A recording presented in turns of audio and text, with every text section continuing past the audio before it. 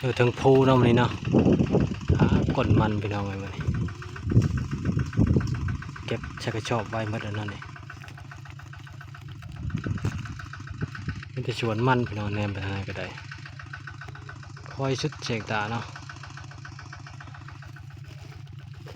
ทุกท่านเก็บก็มีพี่น้องมัน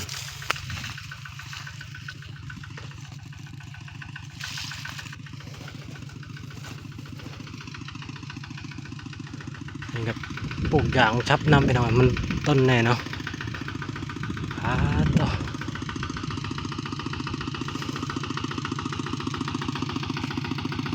นี่ครับก็ต้องขนไปไว้ปั่นพี่น้องเลย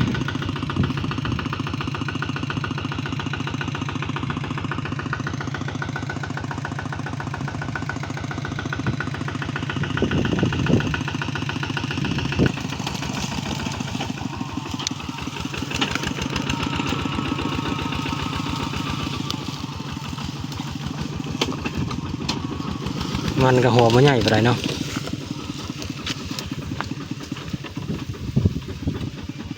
เก็บขึ้นเลย